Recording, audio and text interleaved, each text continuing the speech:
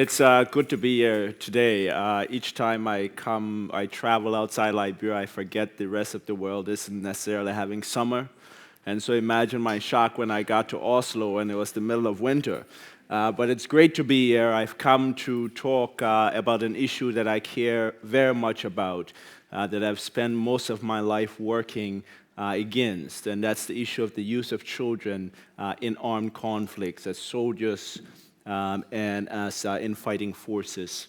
Around the world, there are approximately 300,000 children who are being forced to fight and being forced to kill. The map you're looking at has been distorted to show where the presence of the world's child soldiers and the presence of the deaths from civil wars are taking place. You can see how Africa blooms out of proportion because of the heavy number of children who are being used as soldiers in conflicts in that country. The fight to end the use of child soldiers and to fight for the rehabilitation of child soldiers is one that I have been engaged in almost my entire life. It's a journey that started because of my own experience in the Liberian Civil War. I was 9 years old when that war started, and all of a sudden our life had been transformed to where we were living in a peaceful situation where we had access to at least the basic necessities of life, to being embroiled in a brutal civil war that we had nothing to do with, but all of a sudden we were in the middle of it.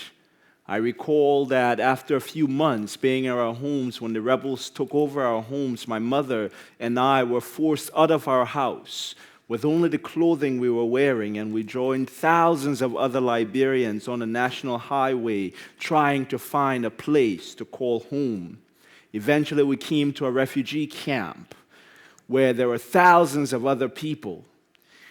In that camp was the first time that I saw a child carrying a gun.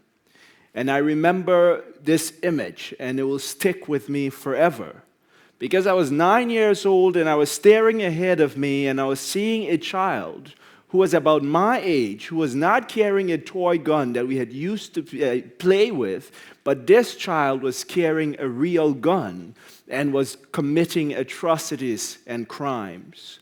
In that camp was also the first time that we experienced extreme human suffering and near death, as thousands of people were forced to starvation and to some of the worst things that we had imagined. I remember that there were many people getting sick. I also became very sick, stopped moving around, and was just drifting in and out of consciousness with yellow fever and cholera and malaria. And at a certain point while I was there, I had gone unconscious, and people had thought that I had died.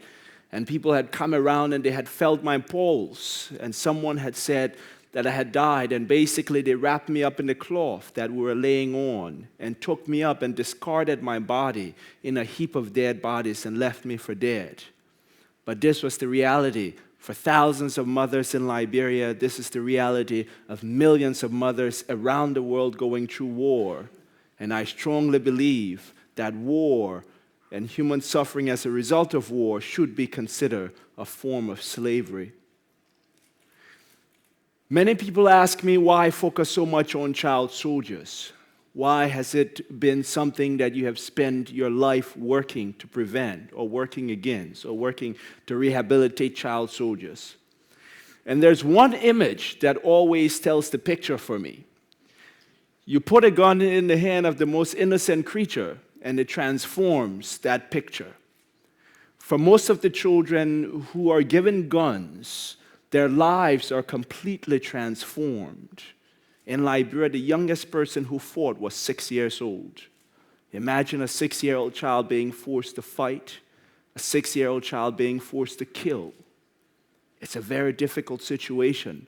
But even more difficult than that is what happens to that child's life after.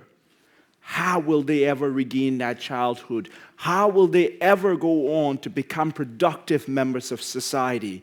And that becomes a difficult task.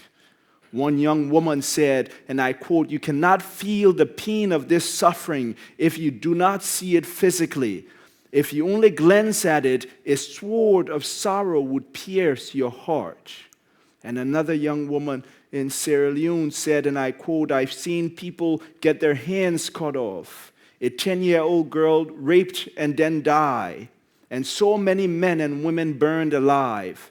So many times I've just cried inside my heart because I didn't dare out to cry out loud," unquote. One of the people that I spend most of my early childhood fighting to stop from using child soldiers is a man named Charles Taylor, who a few weeks ago was convicted at The Hague for war crimes and crimes against humanity. Early on, we started something called the Children's Disarming Campaign in Liberia, where a group of children started a movement to go around to all of the rebel leaders and speak with them and talk to them and say to them, "Disarm the children fighting." This was a movement for and by children that had never been seen before in Liberian history. This was in 1996. The following year, Charles Taylor won the Liberian presidency, became president. And again, while he was president of Liberia, started training another 500 children, not for use in Liberia, but to send to Sierra Leone to use as mercenaries. And again, I spoke against that, writing a report that was published around the world. And that turned the entire government to try to kill me. My high school was shut down. The soldiers were deployed at my house. I went into hiding for 3 weeks. And at 17, this was my last night in Liberia at the U.S. Embassy before being granted political asylum. I left Liberia with only the clothing I was wearing and left Liberia with everything I knew to come to a new place. But even though those children in Liberia were freed, and even though there are many, many children who are continuing to benefit from the work, there are still thousands of others out there who are still fighting, thousands of others who are still suffering, thousands of others who are being forced to commit atrocities that no child should even experience. And this is the reality. I've started an organization called Youth Action International, working in post-war countries, trying to get the guns away from children, but also in the end, looking at ways of how can we rehabilitate them and how can we give them the opportunities to be reunited with their families, with their societies, and become productive members of society.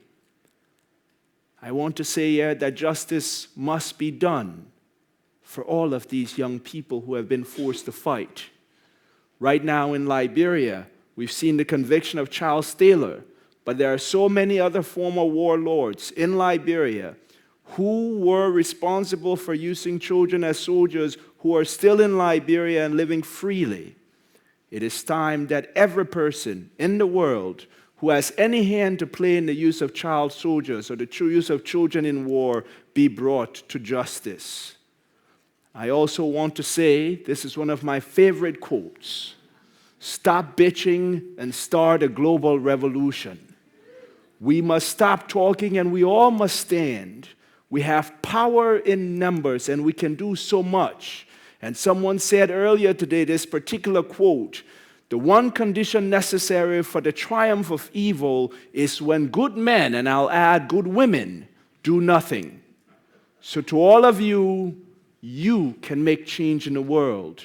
You can make a difference. Please join us in a revolution to make the world a better place for children. Thank you.